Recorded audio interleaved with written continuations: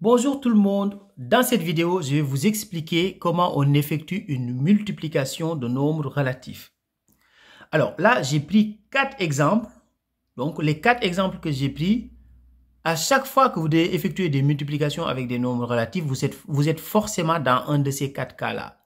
Donc c'est pour ça qu'ici, si vous regardez attentivement, jusqu'à la fin de la vidéo, après vous n'aurez plus de difficultés pour savoir multiplier des nombres relatifs. Alors, si on commence par l'exemple A, ce qu'il faut savoir, c'est que la multiplication, la règle, elle est simple. Si les deux nombres que l'on multiplie ont le même signe, le résultat est toujours positif. Alors, comme je l'ai dit dans la vidéo concernant l'addition de nombres relatifs et dans la vidéo aussi de la soustraction des nombres relatifs, à chaque fois que vous travaillez sur des nombres relatifs, vous devez toujours savoir dans quel contexte vous êtes placé. Est-ce que vous êtes en train de faire des additions? Est-ce que vous êtes en train de faire des soustractions? Ou comme ici, est-ce que vous êtes en train de faire des multiplications? Donc là, on est en train de faire des multiplications de nombres relatifs.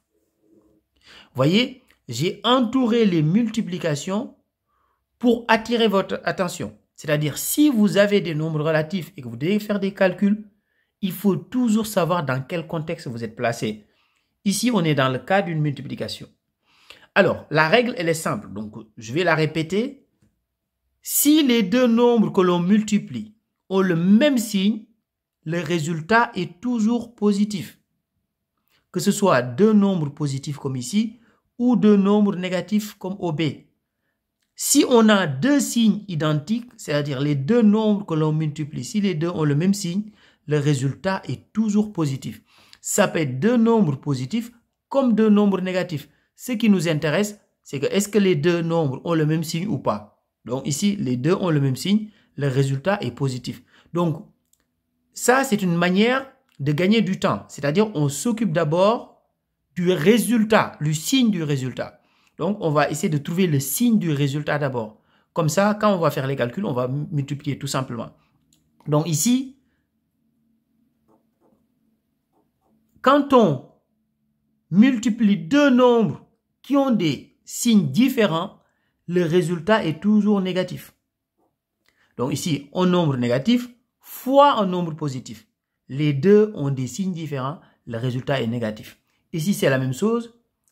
4, c'est-à-dire plus 4 fois moins 8, deux nombres de signes différents, le résultat est négatif. Donc voilà la règle pour trouver le signe du résultat quand vous multipliez deux nombres relatifs. Je m'occupe d'abord du signe du résultat. Une fois que j'ai trouvé le signe, j'ai fait plus de la moitié du travail.